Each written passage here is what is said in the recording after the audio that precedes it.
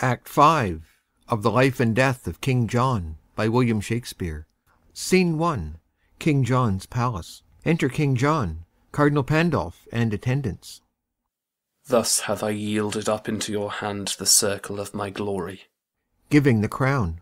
Take again from this my hand, as holding of the Pope, your sovereign greatness and authority. Now keep your holy word.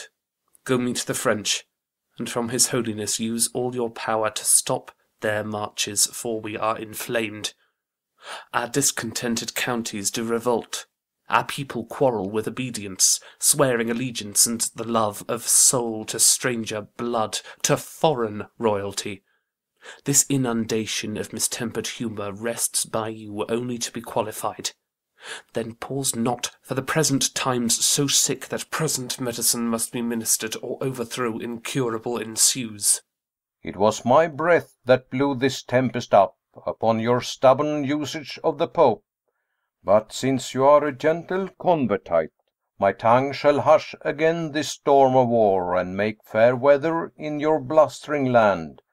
On this Ascension Day, remember well, upon your oath of service to the Pope, go I to make the French lay down their arms.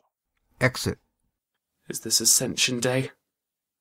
Did not the prophet say that before Ascension Day at noon my crown I should give off? Even so I have. I did suppose it should be on constraint, but heaven be thanked, it is but voluntary. Enter the Bastard. All Kent hath yielded, nothing there holds out but Dover Castle. London hath received, like a kind host, the Dauphin in his powers. Your nobles will not hear you, but are gone to offer service to your enemy, and wild amazement hurries up and down the little number of your doubtful friends. Would not my lords return to me again after they heard young Arthur was alive? They found him dead and cast into the streets, an empty casket, where the jewel of life by some damned hand was robbed and ta'en away. That villain Hubert told me he did live. So, on my soul, he did, for aught he knew. But wherefore do you droop? Why look you sad? Be great in act as you have been in thought. Let not the world see fear and sad distrust govern the motion of a kingly eye. Be stirring as the time. Be fire with fire.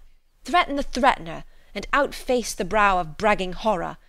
So shall inferior eyes, that borrow their behaviours from the great, grow great by your example, and put on the dauntless spirit of resolution.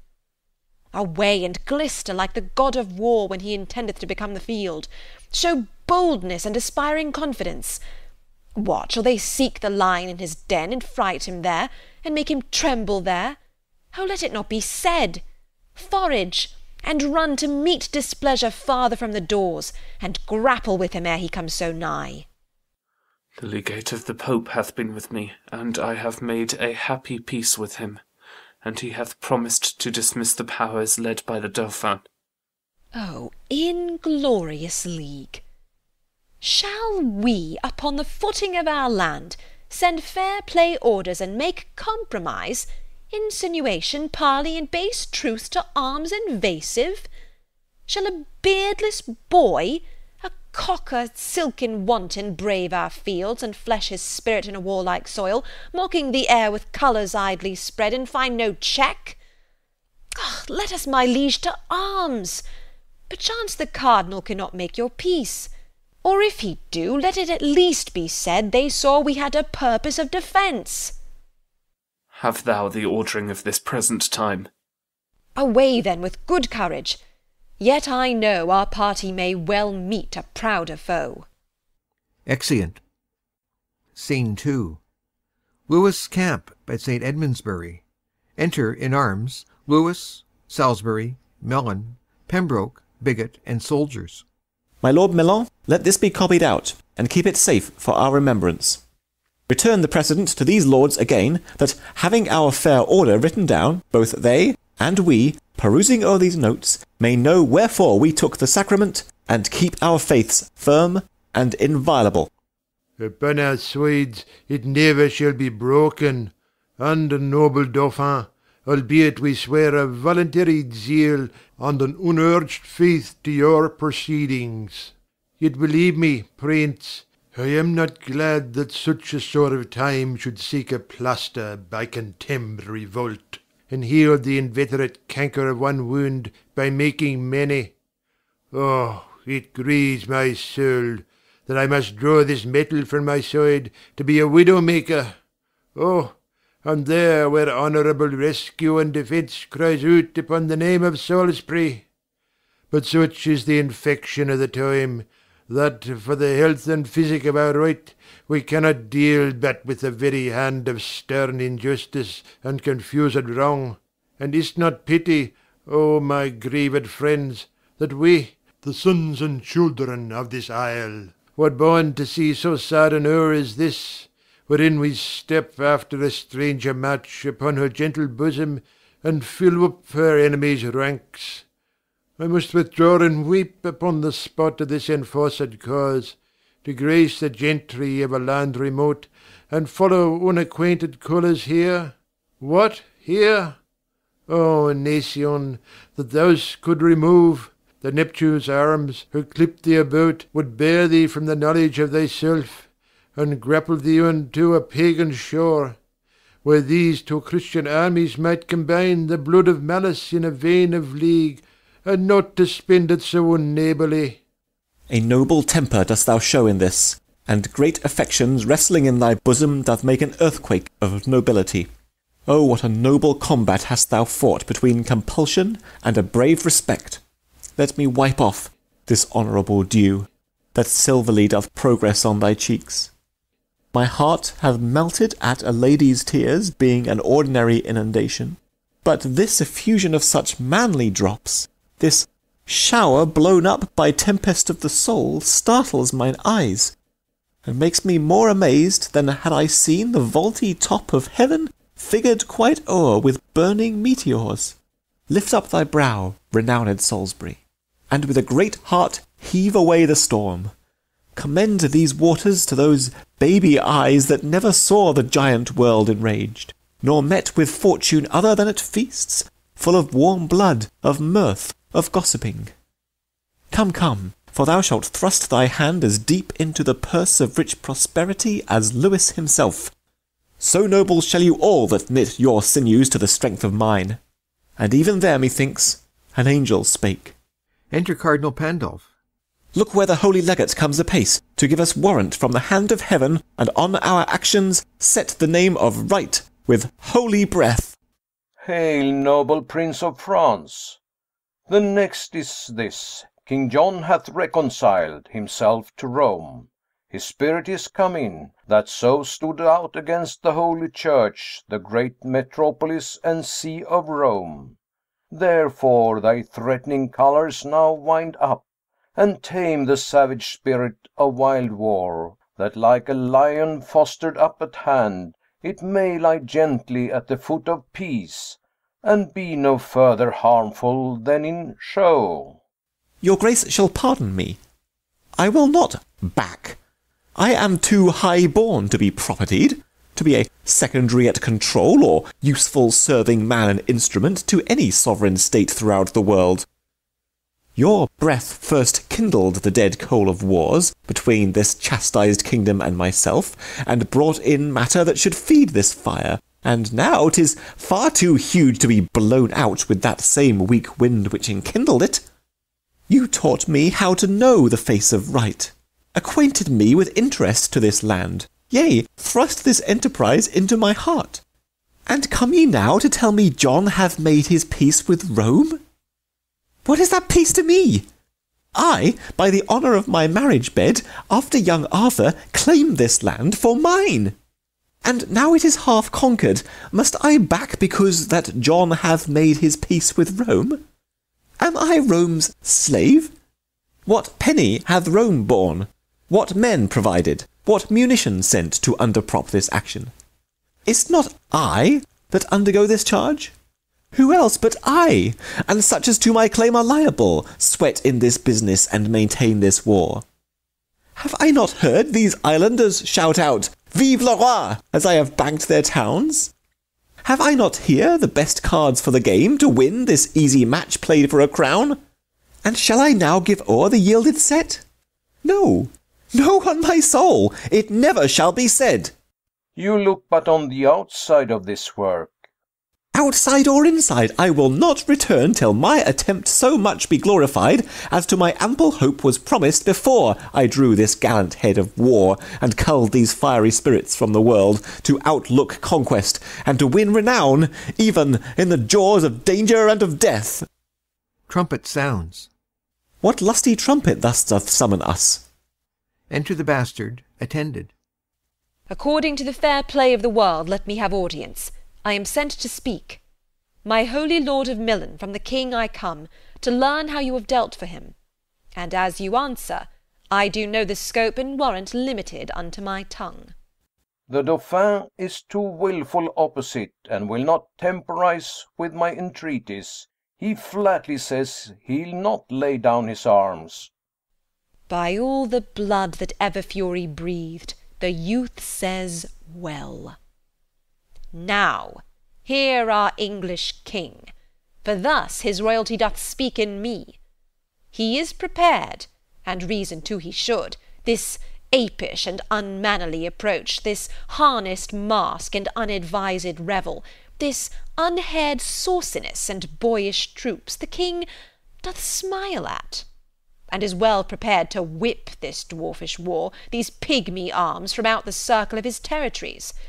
That hand which had the strength, even at your door, to cudgel you, and make you take the hatch, to dive like buckets in concealed wells, to crouch in litter of your stable planks, to lie like pawns locked up in chests and trunks, to hug with swine, to seek sweet safety out in vaults and prisons, and to thrill and shake even at the crying of your nation's crow, thinking his voice an armed Englishman, shall that victorious hand be feebled here, that in your chambers gave you chastisement? No, no, the gallant monarch is in arms, and like an eagle o'er his airy towers to souse annoyance that comes near his nest. And you degenerate, you ingrate revolts, you bloody Neros ripping up the womb of your dear mother England, blush for shame. For your own ladies and pale-visaged maids, like Amazons, come tripping after drums, their thimbles into armed gauntlets change, their needles to lances, and their gentle hearts to fierce and bloody inclination. There end thy brave, and turn thy face in peace. We grant thou canst outscold us. Fare thee well. We hold our time too precious to be spent with such a brabbler. Give me leave to speak. No, I will speak. We will attend to neither. Strike up the drums, and let the tongue of war plead for our interest and our being here. Indeed, your drums being beaten will cry out, and so shall you being beaten. Do but start an echo with the clamour of thy drum, and even at hand a drum is ready braced that shall reverberate all as loud as thine. Sound but another, and another shall, as loud as thine, rattle the welkin's ear and mock the deep-mouthed thunder. For at hand, not trusting to this halting legate here, whom he hath used rather for sport than need, is warlike John, and in his forehead sits a bare-ribbed Death, whose office is this day to feast upon whole thousands of the French. Strike up our drums to find this danger out. And thou shalt find it, Dauphin, do not doubt. Exeunt. Scene 3. The field of battle. Alarums. Enter King John and Hubert. How goes the day with us? Oh, tell me, Hubert. Badly, I fear. How fares your majesty? This fever that hath troubled me so long lies heavy on me. Oh, my heart is sick. Enter a messenger. My lord, your valiant kinsman, Falconbridge, desires your majesty to leave the field, and send him word by me which way you go. Tell him towards Swinstead, to the abbey there. Be of good comfort, for the great supply that was expected by the Dauphin here are wrecked 3 nights ago on Goodwin Sands. This news was brought to Richard, but even now the French fight coldly and retire themselves. Ay me! This tyrant fever burns me up, and will not let me welcome this good news. Set on towards Swinstead, to my litter straight. Weakness possesseth me, and I am faint. Exeunt. Scene 4. Another part of the field. Enter Salisbury, Pembroke, and Bigot. I did not think the king so stored with friends. Up once again, put spirit in the French. If they miscarry, we miscarry too. That misbegotten devil, Falconbridge, in spite of spite, alone upholds the day.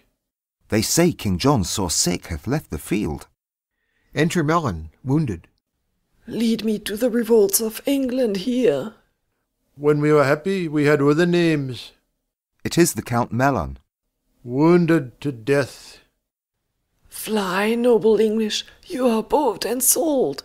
Unthread the rude eye of rebellion, and welcome home again discarded faith.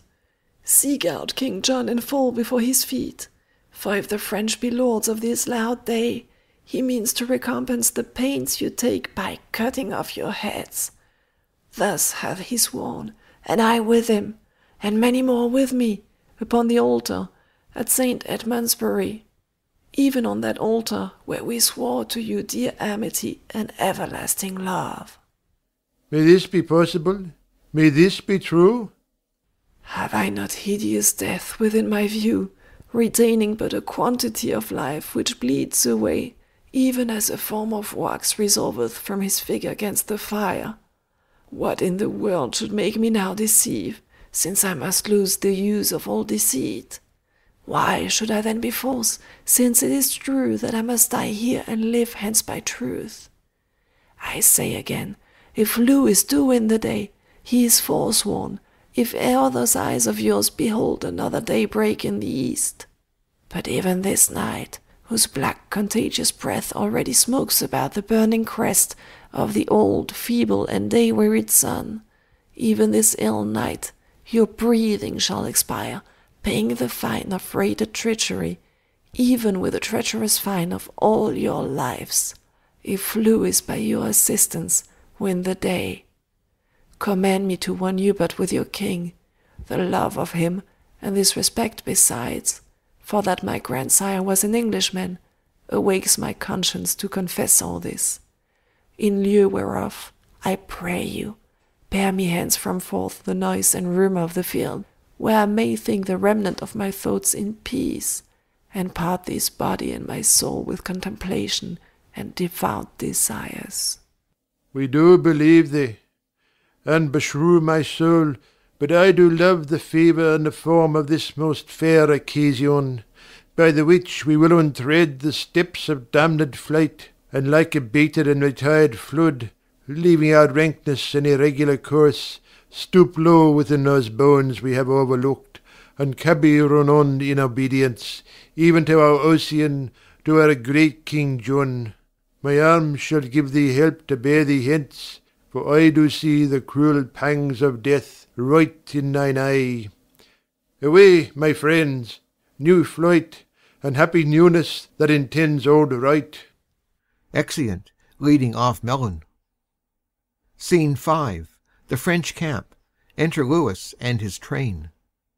The sun of heaven methought was loath to set, but stayed and made the western welkin blush, when English measure backward their own ground in faint retire.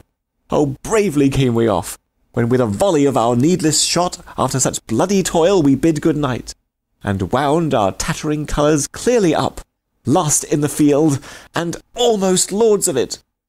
Enter a messenger. Where is my prince, the Dauphin? Here, what news? The Count Molin is slain. The English lords, by his persuasion, are again fallen off, and your supply, which you have wished so long, are cast away and sunk on Goodwin sands. Ah, foul shrewd news. Beshrew thy very heart. I did not think to be so sad to-night as this hath made me. Who was he that said King John did fly an hour or two before the stumbling knight did part our weary powers? Whoever spoke it, it is true, my lord. Well, keep good quarter, and good care to-night. The day shall not be up so soon as I, to try the fair adventure of to-morrow, Exeunt. Scene 6. An open place in the neighbourhood of Swinstead Abbey. Enter the Bastard and Hubert severally. Who's there? Speak ho! Speak quickly, or I shoot. A friend. What art thou? Of the part of England. Whither dost thou go? What's that to thee? Why may I not demand of thine affairs, as well as thou of mine? Hubert, I think. Thou hast a perfect thought. I will upon all hazards well believe thou art my friend, that knowest my tongue so well. Who art thou? Who thou wilt. And if thou please, thou mayst befriend me so much as to think I come one way of the Plantagenets. Unkind remembrance, thou and eyeless knight have done me shame. Brave soldier, pardon me, that any accent breaking from thy tongue should scape the true acquaintance of mine ear. Come, sans compliment. What news abroad? Why, here walk I in the black brow of night, to find you out. Brief, then, and what's the news? O my sweet sir, news fitting to the night, black, fearful, comfortless, and horrible. Show me the very wound of this ill news. I am no woman, I'll not swoon at it. The king, I fear, is poisoned by a monk.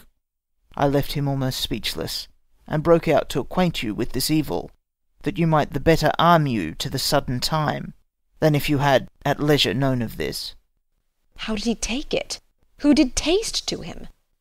A monk, I tell you, a resolved villain whose bowels suddenly burst out. The king yet speaks, and peradventure may recover.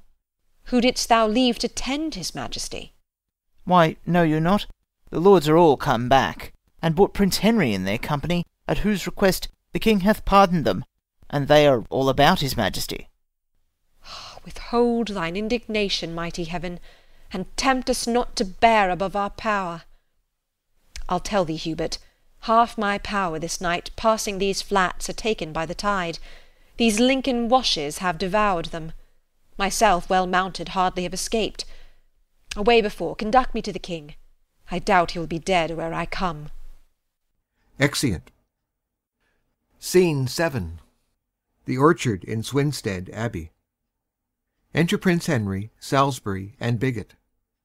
It is too late. The life of all his blood is touched corruptibly, and his pure brain, which some suppose the soul's frail dwelling-house, doth by the idle comments that it makes foretell the ending of mortality. Enter Pembroke. His Highness yet doth speak, and holds belief that, being brought into the open air, it would allay the burning quality of that fell poison which assaileth him. Let him be brought into the orchard here. Doth he still rage? Exit Bigot. He is more patient than when you left him, even now he sung. O vanity of sickness! Fierce extremes in their continuance will not feel themselves. Death, having preyed upon the outward parts, leaves them invisible, and his siege is now against the mind, the which he pricks and wounds with many legions of strange fantasies, which in their throng, and pressed to that last hold, confound themselves. 'Tis strange that death should sing. I am the signet to this pale faint swan, who chants a doleful hymn to his own death, and from the organ-pipe of frailty sings his soul and body to their lasting rest. Be of good comfort, Prince, for you are born to set a form upon that indigest which he hath left so shapeless and so rude. Enter attendants and Bigot, carrying King John in a chair. I marry. Now my soul hath elbow room. It would not out at windows nor at doors. There is so hot a summer in my bosom that all my bowels crumble up to dust.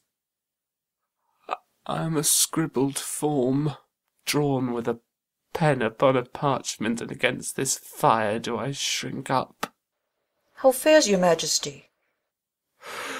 Poisoned, ill fare, dead, forsook, cast off.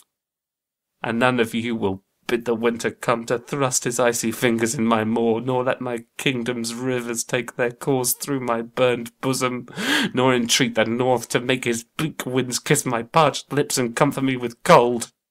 I do not ask you much. I beg cold comfort. And you are so straight and so ungrateful, you deny me that. Oh, that there were some virtue in my tears that might relieve you. The salt in them is hot. Within me is a hell, and there the poison is as a fiend, confined to tyrannize on unreprievable condemned blood. Enter the Bastard.